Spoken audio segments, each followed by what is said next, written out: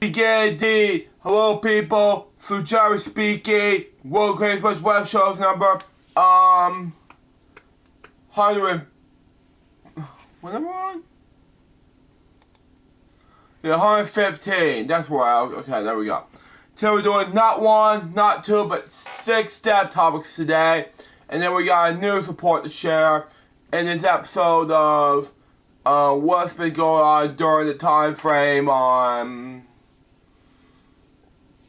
PBS. So let's just smooth. Anyway, spoken words about it. Let's just talk about the depth topics right now, shall we? So we got for us. Let's talk about Ellen Follen, born Margaret Elizabeth McMurray. She was an American actress, singer, and author. She is known for her television role as Lisa Garment on CBS soap opera as World Turns, which she's played almost consistently for 50 years. From May 18, 1960, till the show's ending on September 17, 2010. She also starred on A Private World in 1985, primetime spin-off as World Turns. For a work on as World Turns, she received an Editor's Award for the Soap Opera Distinguished Awards in 1991, and Top Daytime Emmy Lifetime Achievement Award in 2004. Follen has also appeared, in Fargo productions, including the original Broadway run of Who's Afraid of Fargo Wolf. She's also performed at Fears in New York and Los Angeles. She's also co-authored 2 autobiographies, How My World Turns and As My World Still Turns. She also wrote a novel titled Soap Opera and 6 murder mystery novels. She was born on Margaret Elizabeth McMurray, Nashville, North Carolina, on September 13, 1933. Her father was a Methodist minister, and she was a descendant from along the line of Curryback. When she was 2 years old, Follen interrupted church services by performing the song Shortbread. Wow. Father's work as a minister caused the family to move frequently. They live in Mount Holly, Williamstown, Boone, Barrett, and Marion. Wow. This is North Carolina? Yeah, I was right. It is North Carolina. Okay. Okay, there we go. When she was in the 3rd grade, Follen told her parents, "When I grew up and become a movie star, I'm going to get you a house on your own." Wow. She attended Grossboro College, studying music and dramatics. During her college years, she performed in Kennedy. Follen also played Elf in the production of James Furr's The 13 Clocks. She majored in music, and after graduating from college, her father found her a job working in a local church choir, but she wanted to move to New York. Wow. Her career began in 1956 to 1960 as World Turns. Okay? Follen made a professional acting debut in the play The Lost County in Milo, North Carolina. She moved to New York in 1956 and attended the neighborhood playhouse school, okay? Fear, something like that. Anyway, she studied with Sanford Minister and Lee Strasberg. She also supported herself with a variety of jobs, including selling hats at Macy's and Molly. She posed for photos that was used on the cover of True Confessions magazine. She started using the stage name of Ellen Follen. She was cast as Lisa May Bailey in the drama film Girl Over the Night in 1960, co-star of Anne Francis. Okay? She was cast as Lisa Gramari, then known as Lisa Miller, something like that, on the CBS soap opera as The World Turns. First aired on May 18, 1960, 1 year before my mom was even born. Wow.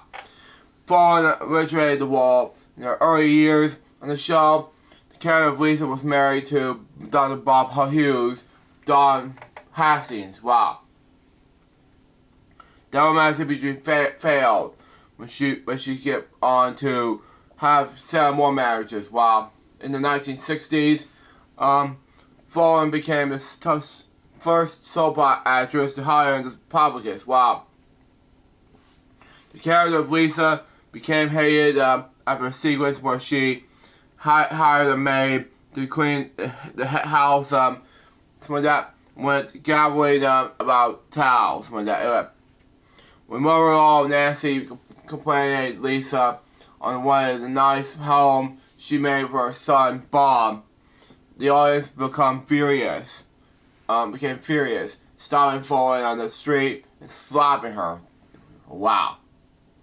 She once refused to film a scene where the character of Lisa was being spanked. Because she would believe it gorgeous spousal abuse. Really? I love Lisa. Don't get her, it's spousal abuse. Wow. Another time when the show's producer and head writer, Aaron Phillips, refused to tell her if Lisa was a criminal during a murder mystery. Fallon told her, "Liv, don't forget, if you don't tell me, I'll make up your mind for you on the air." Okay, this is getting ridiculous. Okay. 1960 and 1966, A Private World. In the 1960s, she also appeared roles. She appeared in Abe Lincoln in Illinois with Hale Harbrook from that. Fogan replaced Millen as Huddy in the original Broadway production of Who's Afraid of Virginia Woolf. She also starred off-Broadway in The Phoenix from that. Forward for the live broadcast as well turned, then be on stage with the manatee performance of Who's Afraid of Virginia Woolf, some of that. There's also a 30-minute window screen between the time of As World Turns, concluding the live broadcast at 2 p.m. and the beginning of the first act of Virginia Woolf. She had time to travel from CBS Studios to the Billy Rose Theater and get into the costume because her character did not appear on stage in the first 20 minutes. Fallon will be back on stage by evening, performing the Fantastics. Her character credits include Money Loves, A Wednesday, something like that, Sabrina Fair, Summer the 17th Doll, Nightclub, Rituals, something like that, Plaza Suite, If It Had to Be You, Down the Pussycat, Goodbye Charlie, and Cat on the Hot Tin Roof. Fallon left As World Turns for several months in 1964. But during her absence, the role of Lisa was recently cast by actress Pamela Key. In 1965, Aaron Phillips, the head writer of As World Turns, created a primetime spin-off series as a private world, focusing on the character of Lisa. The spin-off lasted from May 5th to September 5th, 1965, before being cancelled. Fallon took over several months off before returning to As World Turns in May 1986. CBS hired a bodyguard to escort her, something like that, to inform the studio due to overstrating fans. Wow. In 1966 and 1986, the Great Cause. Wow. In the late 60s, until after on-screen son was aged from age 12 to 19, Fallon insisted to be Ryan under a contract with her character and could not become a grandmother. She appeared that operation as a grandmother instead of a glamorous and bisexual woman would not cause the writers to kill off her character. Wow. This had to be done with when Barger will be playing one of Lisa's rivals, Square C, become a grandmother. Wow. In the 1970s, Fallon co-authored her first autobiography, How My World Turns, something like that. She also released her debut album, The Same Old World, on the Pan label. But she briefly absent from the As World Turns in the late 70s. The role of Lisa was recast with actress Lynn Rogers. She left as World Tours again in April 1983. The role was recast with Bessie Yvonne for Sandsburg. She's also returned again 18 months later, first on air on April 3rd, August 1st, 1984. She agreed to return when she was promised to have 6 months on the show, followed by 6 months off, more glamorous storyline and time off with singing and acting appearances. Fans believe that the Granny Claus and becoming known when she was in effect, where it was not sent following so much friend hate mail. When Lisa's on-screen daughter-in-law, Margot, had a miscarriage in 1986, that she again had to be a bodyguard. 1988 to 1998 books. In the late 80s, she wrote a series of 6 murder mystery novels. When we go back. Take one from her, Death of the Golden Girl, Dying for Stardom, Lights, Camera, Death, selling up for Murr, some of that, and Fatal Flashback. Following was nominated for the Daytime Emmy Award for Outstanding Supporting Actress in the Drama Series in 1988. In June 1990, she took a leave of absence as the world turns when she was undergoing surgery. Some of that. The role of Lisa was temporarily recast with Jan Powell. In 1991, Follins received the Editor's Award for the Soap Opera Disguise Award. She took another short break from as World Turns in 1992 was replaced with Maeve McGuire. Jan Powell filled in for Follins again briefly in 1983 and 1984. In 1995, I was born, anyway. She got over a second autobiography, As World Still Turns, celebrating the 35th anniversary of The World Turns. Follin was nominated for the Soap Opera Disguise Award for Outstanding Lead Actress in 1996. She was inducted in the Soap Opera Hall of Fame in 1998. 1999 and 2019.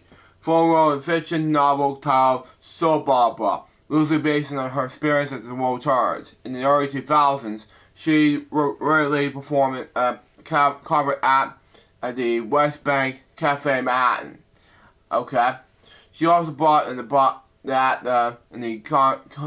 Sun Grill from that in Los Angeles. The spotlight song of Follin's cover performance was As If We Never Say Goodbye from Sunset Boulevard. She's also performed in the song from a slideshow, Tribute Our Years, and as the World Turns. She also had on Comet Fest 2003, Provincetown, Massachusetts. In June 2000, as the World Turns, aired a special clip montage for an honor of Follin and her co-star Dawn Hanson's 40th anniversaries in the show. In 2004, they both received Daytime Emmy Lifetime Achievement Awards. She was absent from As the World Turns for a few days in 2004, and the role of Lisa was temporarily recast with Carmen Duncan. She's also played Betty in the drama film The Signs of the Cross 2005, co-starred with Dan Wilkins with that. She was played Joyce Singleton in the drama film Taste Hotel in the same year, 2005, written and directed by Kenneth Dill versus with that. She's also appeared in Mrs. Cardigan, The Drum Beats Twice in 2008. Another film written and directed by Dill Richardson, something else his last name. Yeah. The continuation of As World Turns was announced in December 2009 and May 2010. World Turns aired a tribute episode celebrating Follin's 50th year of the show. In the episode, the show's younger cast members recreate the classic scenes of Lisa and Nancy Helen Wagner. Okay? Follin remained the show through its cancellation, but she's only appeared briefly in the final episode, airing on September 17th, 2010. In 2010, Follin preferred the former comment at an adult hotel Mama in New York. In April 2011, she brought her title "Blame It on My Youth" to the New Hope Comedy in Pennsylvania. In July 2011, she played Mrs. Higgins on the Connecticut Reporting Theater production of My Fair Lady, co-starred with Terrence Mann. Now, personal life and death, okay? Their father Fulton established a music scholarship at Burton College in North Carolina. She also established a fine arts scholarship in her mother's name to the alma mater, Greensboro College. She was also awarded an honorary doctorate at the Greensboro College when she spoke at her commencement. Paul was inventor of the New York Stars women basketball team. She was married to her first husband, Bill incarcerated in 1957. They were later divorced. She was married to her second husband, record producer Danny Ferraro, in 1970, and their divorce in 1980. Fuller said that when she wore disguises going back after a bad breakup, because she was afraid of him. She met landscape achievement artist Rich Morrow at the Prodigal benefit. They were married in 1980, died and divorced 3 months later. She said the marriage was over the day after the wedding. Wow. She was a contestant on the July 14th, 2025 episode of Celebrity Kentucky Bucket Kickers, just days before after her death. Just days before during his death. Excuse my God. She passed away that same day. She was 91 years old.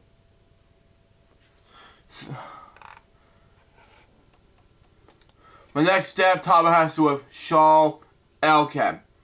Born that name, he was an American actor and director based in Buffalo, New York. He was the founder and art director at Shakespeare in Delaware Park and was a former chair of the University of Buffalo's theater department. Born April 8th, 1982, to Jewish American parents from Russia and Romania. Elkin spoke both Yiddish and English growing up in New York City. He began his acting and education in the small children's theater school for Jewish children. His first school was at age 7, something like that anyway. It was cast in the lead play by the founder of the Yiddish art theater, Maurice something like that. He continued to work with both as an actor and director of the stage, as well as television. He grew up in New York. His acting and directing credits include over 250 Broadway performances on and off from that. His film, The Edge of Night, a soap opera, which he played a doctor. The so racial seasonal theater comedies, he held a BA and an MFA from Columbia and PhD from Carnegie Mellon University.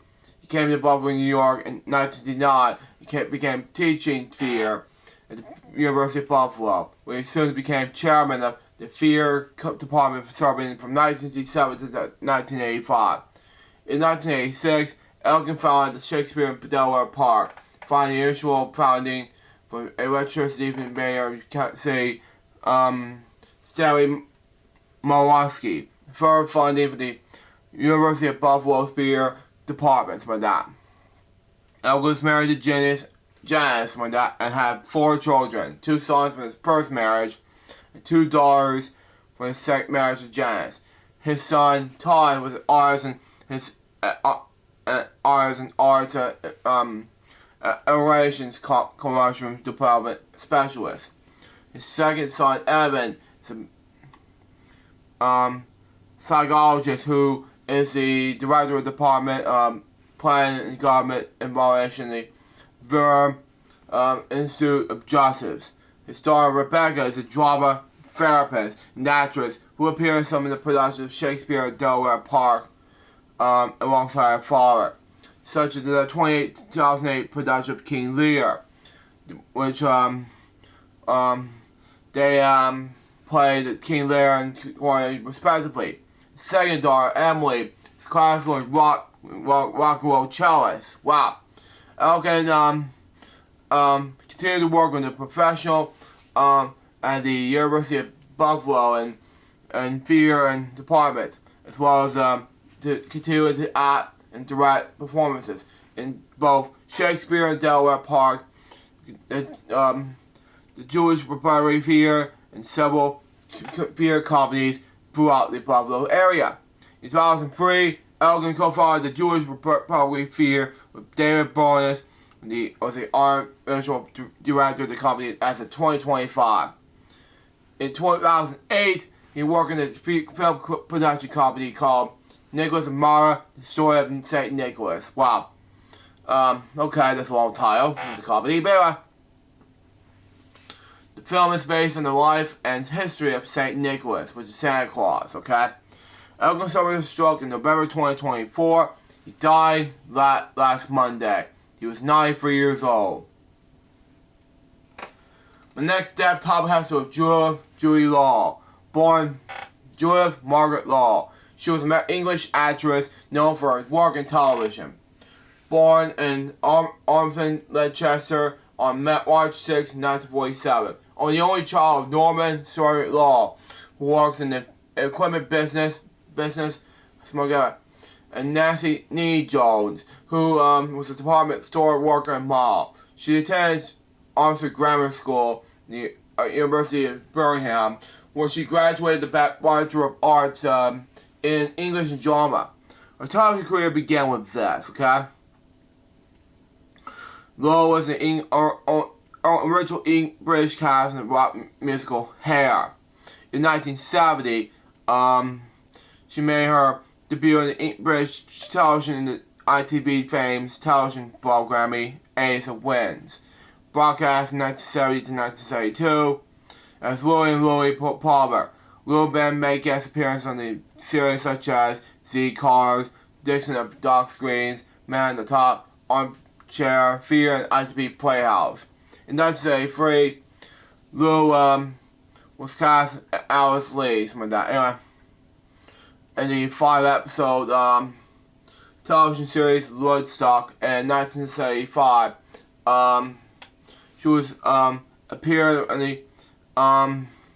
the role of Princess May in the ATV something like that drama series Edward the Seventh, something like that. She made guest appearances in the comedies such as Ripping Yarns, Robin's Nest, the Upchat Line, and Mrs. Jones and Son. In 1978, she appeared in the episode of the television drama Crown Court before landing the role of Dr. Helen Sanders. In the final two series of the television drama General Hospital, playing the role of from 1978 to 1979. In 1980, will appear in the one episode each of Heartland and Joe Touch, so like that.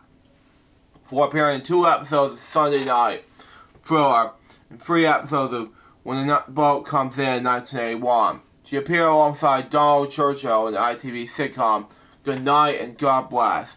She made a brief appearance as a nurse in My Father's Meaning of Life in 1983.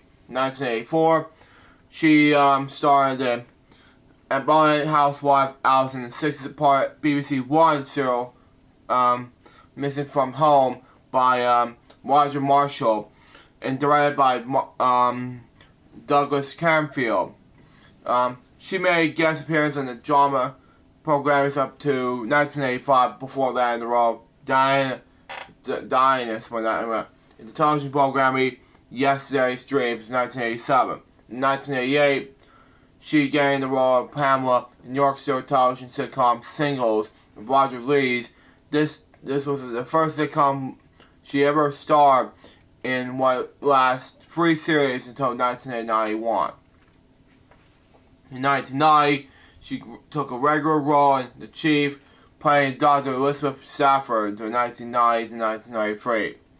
In 1997, she also played Adele Costume for that when Death Was Now My Neighbor, an episode of Inspector Morse. For a spiral role in the following year, with the rancher's dad. In 1998, she starred as a commander Catherine Mentari in Space at Island 1. In early 2000s, Lou played Jenny Gallagher in Cassidy in the spin-off All We Can Say. After previously appearing as different guest characters in one episode of each series. In 2009, she appeared in the medical drama Doctors. Personal life and death, okay? Lou was married to actor Richard Beckersdale from 1977 until his death in 1979. She was very married to television director Roy Barksey until his death in 2024. She was the mother of film actress Kate Barksdale, stepmother of Kate's half-sister and television actress Samantha Barksdale, grandmother of Kate's daughter and actress Louis Moore Sheen, and former mother-in-law of American film director Lynn Wiseman. She died from cancer last Tuesday. She was 78 years old. My next step topic is with Connie Francis, born Concha Rose Maria Ferreshio. I pronounce her last name. Anyway, known professionally as Connie Francis. She was an American singer and actress. We recognize her one of the top charting female vocalists between the late 1950s and early 1960s. She amassed over 100 million in record sales, placing her among the best-selling music artists in history. In 1960, she was best known, she was recognized as one of the most successful female recording artists in Germany, Japan, the United Kingdom, Italy, Australia, and the United States.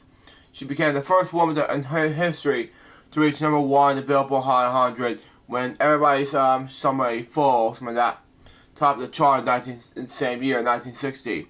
She was also the first woman to achieve the 3 number 1 hits in the chart among her 53 career entries. A series of traumatic professional experience and mental problems, started being the victim of a knife-point rape attack in 1974. Wow. Francis has suffered a financial and professional difficulties side by her following career. She resumed performing from 1989 to her retirement in 2018. She reorganized performance in 2025, shortly before her death, where 1962 song Pretty Little Baby went viral. Okay.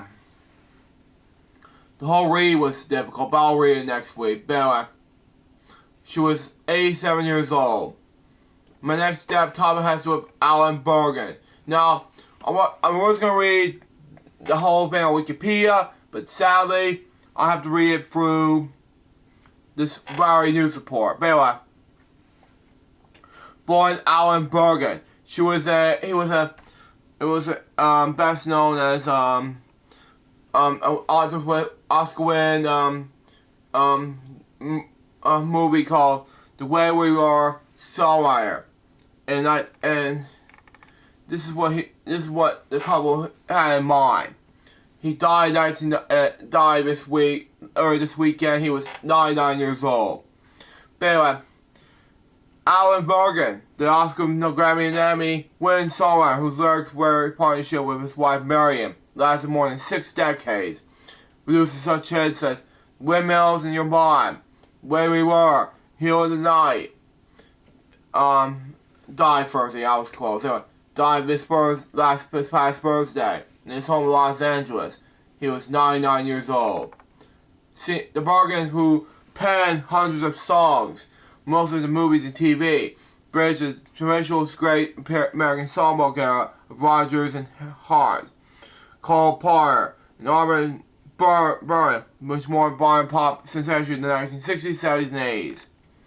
The party touch combined with the melody grips of so many of the collaborators, eventually with the films on what they work, some of that. First call songwriters and A-list directors like Cindy Pollack, Norman Johansson, and Richard Borks.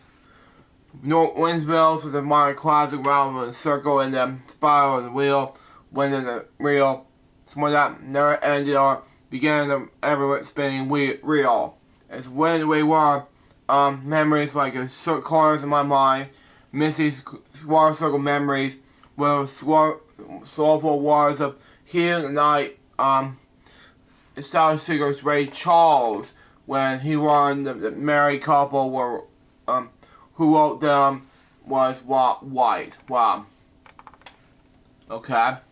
The Bergen's catalog, even apart from their May Awards, concerns in a large portion of their truly great movie song the last half of the 20th century. Lasting to such top composers as Michael Lagarde, Martin Hanslick, from that, John Williams, Johnny Mandel, Dave Groschen, Quincy Jones, Henry McCarthy, David Sher, James Newton Howard. They both a civil Republican with clever and savvy wordplay. The Bergens won 3 Academy Awards for Windmills in 1968 with French composer Lagarde, from the Thomas Crown Affair. The title song Where We Were in 1983 with Hamlet, and the song score with Spartan String Sands Yenti in 1983, again with Lagarde.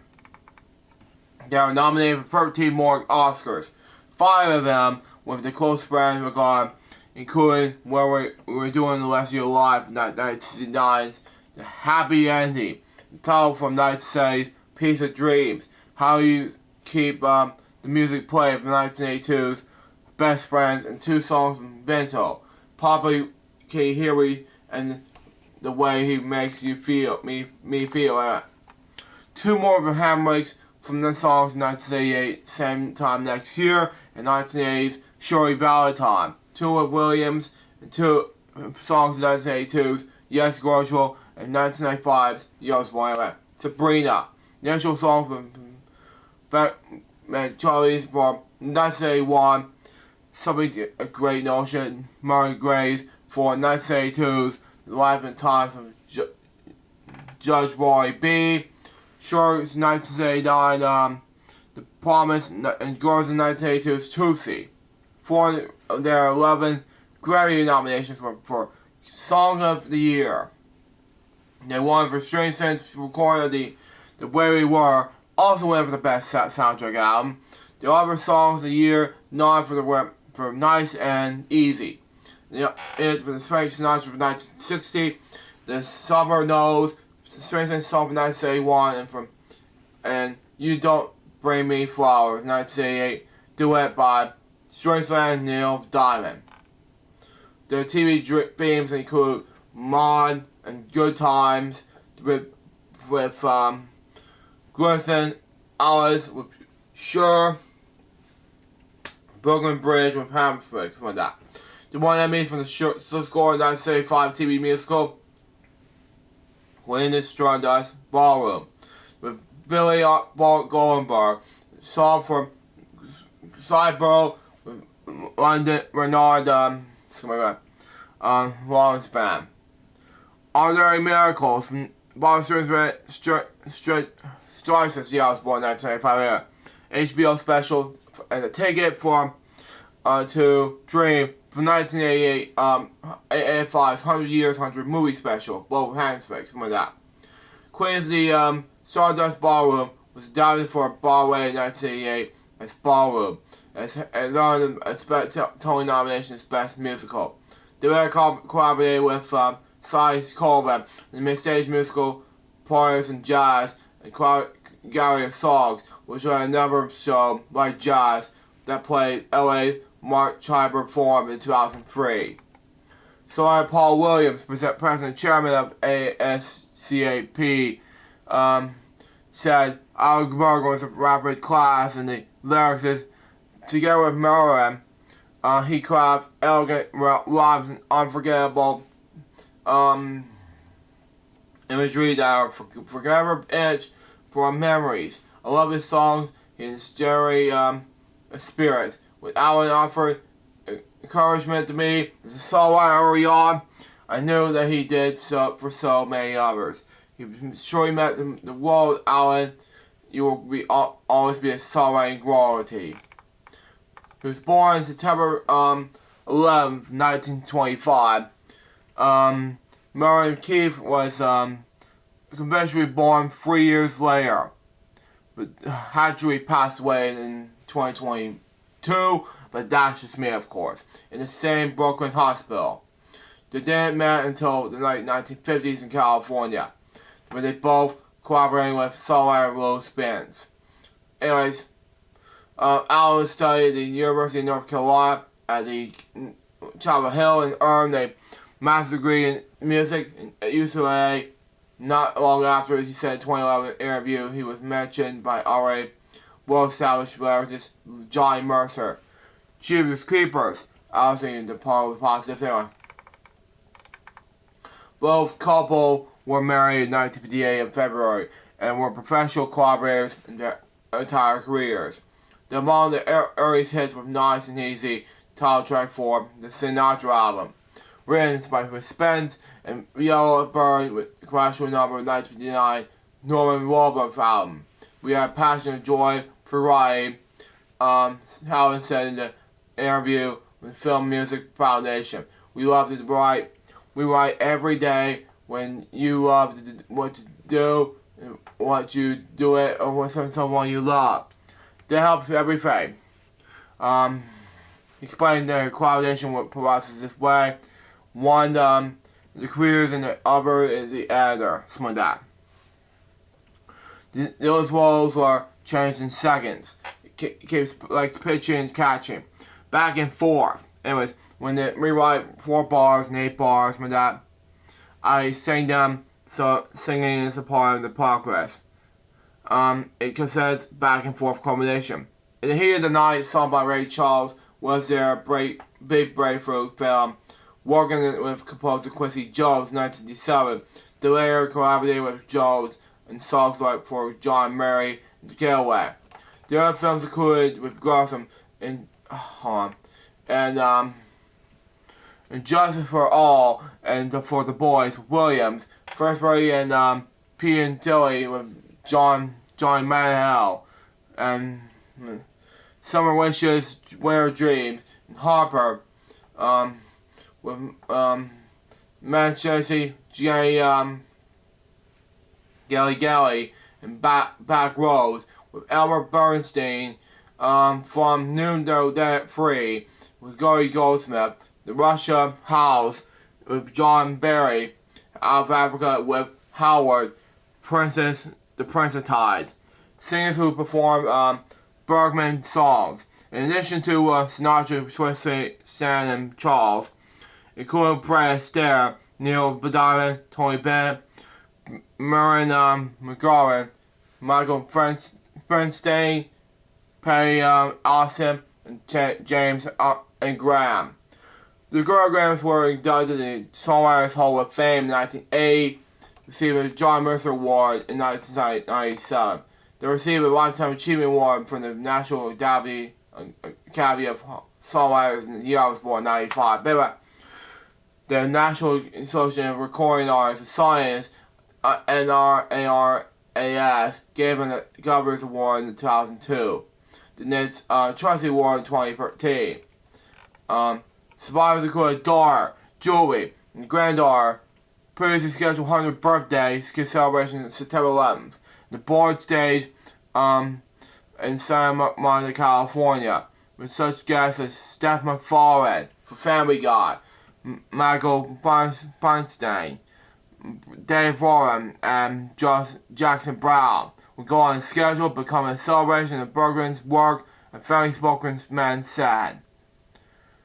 Just sadly, it never happened. So, I'm gonna miss that. So, he'll be greatly, Alan, will be greatly missed. And my last step topic has to do with this elephant. Now, what we're trying to see here, folks, is the world's oldest elephant, Daddy Vanessa, passed away at 100. Now, it says here, and I'll read this right now. Vanessa, the world's oldest elephant, passed away at the marvel age of 100.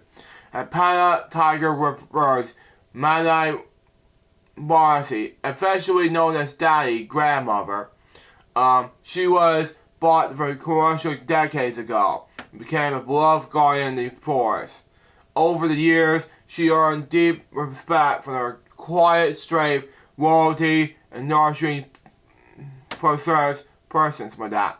More than just an elephant, Vanessa supports entrance and wisdom, playing a surprise role in protecting the reverse and guiding younger generations.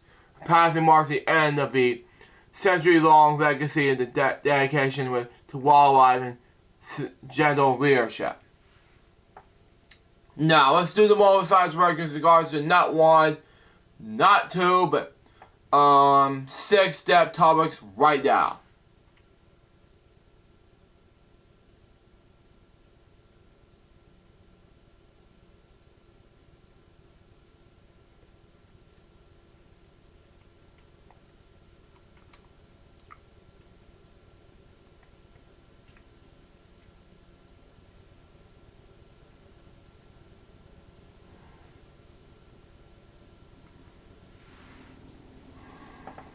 Thank you. Recipes to 6 people.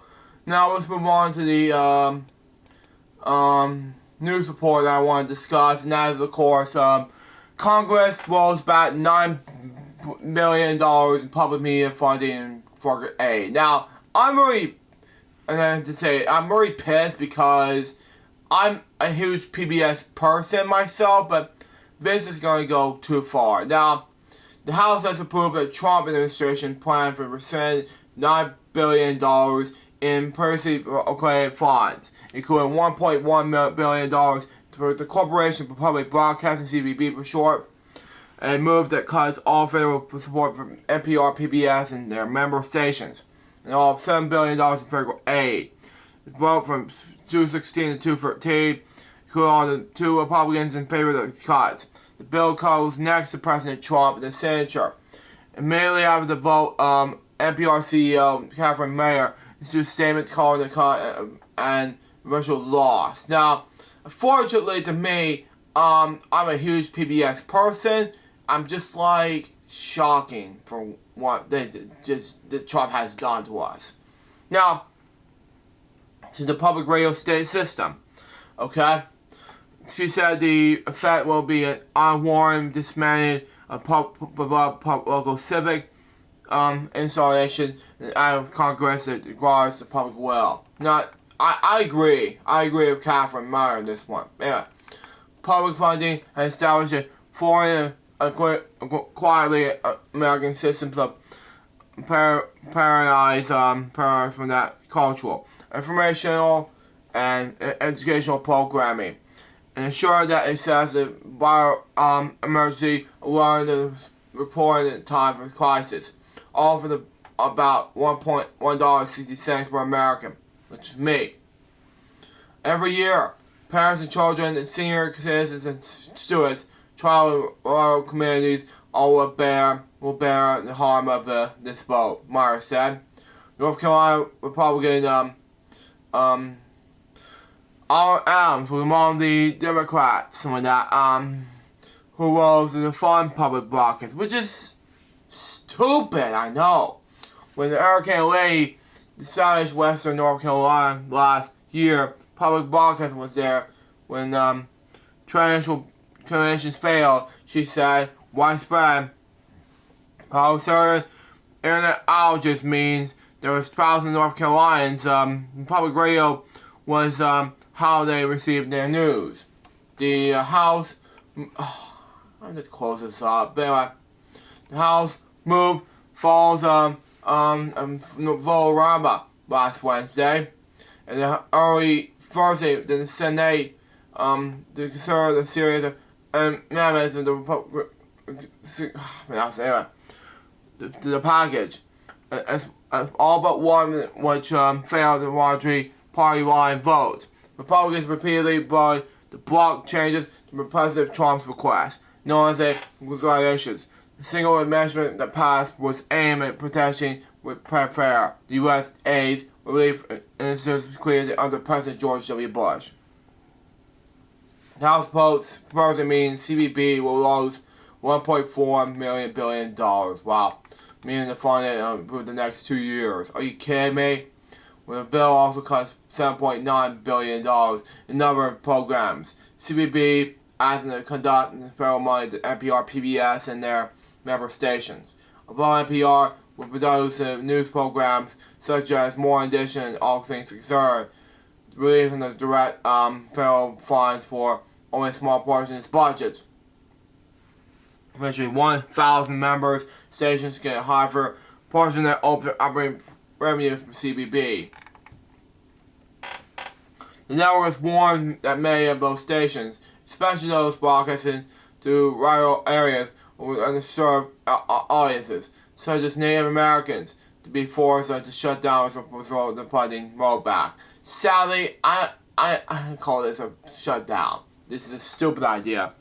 South Dakota Republican Senator Mike Waltz announced earlier this week that he has struck a deal to use the money during the Biden administration to continue funding, which is a good idea. 28 stations serving Native American listeners in 9 states. However, Native Public Media President and CEO Lawrence Taylor called the compromise struggling in presidential and later rounds. PBS CEO and President Paul Kruger said Thursday that the move to cut public broadcasting goes against the will of the American people, and that majority of whom trust PBS and believe to provide excellent value to their communities. Well, not only PBS news outlets I grew up with, by the way, choice programs such as Dale's Tiger Neighborhood and PBS get around 50% of their revenue through Corporation for Public Broadcasting. Wow. I'm shocked. Anyway, these cuts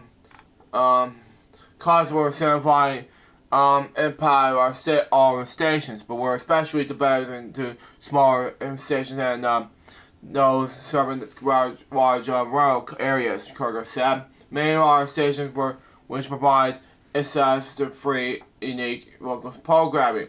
And the emergency awards will now be forced to make hard decisions with weeks and months ahead.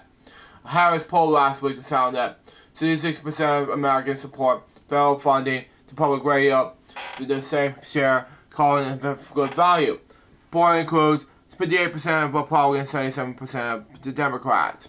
The online poll surveys 2,089 U.S. adults with a 2.5 percentage point margin of error. In recent years, NPR has landed increasingly the crosshairs of conversations who have accused the network of left-wing political bias and woke programming.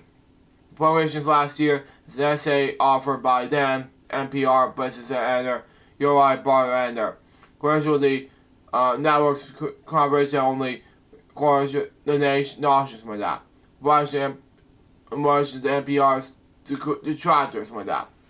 In a piece published by the Free Press, an online site impressions by journalists who believe the mainstream media is too liberal, argued that the NPR's drive for great diversity in the workforce have actually know the network's viewpoints by that. Shortly after the piece was published, Barlander was suspended and later resigned and became a contributing editor of the Free Press. NPR's chief news executive, E.F. Chapman, responded to Barlander's essay by saying the now covers a wide range of challenging stories, and that includes among its staff and sourcing is critical to telling the national stories of this country and our world. Wow, this is shocking, I know. But anyway, on Thursday, the Republican Mark Arnold echoing the remarks made by Alaska Senator Lisa Murkowski this week about the need of lawmakers to protect local stations while acknowledging conversations from that. Anyway, anger at NPR and PBS. If you're mad about editorial people, that's fine. But you shouldn't be mad at the stations, he said, speaking of reporters Thursday. And by the way, you want to be looking at what the stations are because it's not a Trump country. Wow. And that's not the problem. And so cutting them off of the funds doesn't seem like very well thought out. Democrats and Republicans have also raised concern about the repercussions for Republicans with that. A rare move that hasn't been attempted in a quarter century. Wow. The lawmakers said rescission would make it hard for lawmakers to pass future parties bills to fund the government ahead of September 30th deadline. Can it be done by October, November? I don't know. Sorry, I don't need that. Anyways, the only way that we can fund the government is to get at least 7 Democrats to vote with us, and at the end of September 30th, we'll go into shutdown. Are you kidding me? Senator Tom Tillis, RNC, said in the Senate for Wednesday. If I'm a Democrat and you're trying to get me to vote to get the 60 vote threshold to fund the government, you should be betrayed the poor agreement. And the poor group coalition will likelihood that they're going to do that. The letter to Senate Democrats this month, Senate Mandatory Leader Chuck Schumer in New York called the rescission package an effort into the violations progress. Wow, this is shocking, I know. Anyways, that's why a number of Senate Republicans notice it served them to expect Democrats to act in the business as usual to engage in the coalition's progress to fund the government, while the community pot to pass a early coalition's bill to fund those the same programs. This is stupid, I know. Coalitions and coalitions bias behind the scenes. Sweater wrote. And Thursday's efficient House vote, Office of Management and Budget Director Russell Vought told reporters that the administration will likely send another rescission package to Capitol Hill soon. There's still a great relations to these rescission bills because Congress wants to be part of the voting these cuts and making them permanent. Vought said it's a breakfast hosted by the Christian Science Monitor. Meanwhile, Republican Don Bacon at Nebraska with that called the Senate's version of the bill better than the one we sent over because it removed $4 million worth cause of bar. Wow. Bacon an initial Republican held up will flip his vote to support the package last month, said House Speaker Mike Johnson has given his experience to local public television stations will be funded in future appropriations progress like that. I sat down, I said, I'll vote for it if you can assure me that PBS will get funded this coming cycle. Oh my God. It was, they have hung it up, and they come back and said, yes. Bacon said, I'll tell you the speaker to his word. He hasn't initial conversations with Johnson about how that didn't work. And that's all for that topic. I have one more news to share for you guys. I forgot to tell you about this thing, and I'm going to pause it real quick, come right back, stand by. And it has to do with this. About folks, just writing it all down, so anyway. Oh, hang on. Anyway. Okay, there we go. Got it. I'm on the wrong website, so that's why it won't move. But anyways, Ozzy Osbourne Black Sabbath final concert film to be released in 2026, okay? Now, the film by Ozzy Osbourne Black Sabbath final concert put out back at the beginning, Ozzy Final Battle, will release in theaters in early 2026, okay? 100-minute long concert films documented the band's sold-out stadium show in Birmingham, which I attended, by the way. It's currently in the production for Mercury Studios. Presented love letter to Ozzy and the proudly song of Black Sabbath. The record release will be a destroyed version of epic all-day event held at Villa Park. Press release reads, featuring performance of War Pigs, Iron Man, Children of the Grave, Show-Stopping Paranoid. The film promises a deeply personal, electrifying farewell from the godfather of heavy metal, and with exclusive behind-the-scenes access and interviews from this iconic live performance. Hosted by Jason Korma, the events also featured performances from Metallica, Guns N' Roses, Ronnie Wood, Steven Tyler, Aerosmith, Slayer, Pantera, Tool, Youngblood, Papa V, Ghost, and the drama between Tool, Danny Corey, carries some of that, Blink 182, Travis Barker, and the Red Hot Chili Peppers, Chad Smith. After the record release of the band begin in early 2026, Virtual Pilot will also be available later in the year. More details of the film will be announced in the coming months. At the beginning, concert marks the first time Ritual lineup of the Black Sabbath has performed together in 20 years. The historic show was attended by 42,000 people at the Birmingham's Villa Park, as well as an initial 3 million who paid to watch the live stream, which I've watched. I was one of those people. Osbourne stated with the performance, the 36-year-old recovering from spinal surgeries, as well as his ongoing battle with Parkinson's disease. The legendary Walker with his health issues. Final comes with a separate documentary from Paramount Plus from titled No Escape for Now, which is said to be premiered later this year. So, that's all for that topic, and that's all the news we're going to share with you for now. Coming next week, there will be a news report on Toy Story on the release in theaters September 12th, 2025. And that was the Crazy Bunch web show. It's number 115. Hope you enjoyed. Since we made another brand new episode. The Crazy Bunch web show is number 116, which will be about the afterlife, what's going to happen next. It has to be the end of the month for Crazy Bunch web show episodes. Till next time, so join us for Crazy Bunch web show episodes. We got to be soon say out. See ya.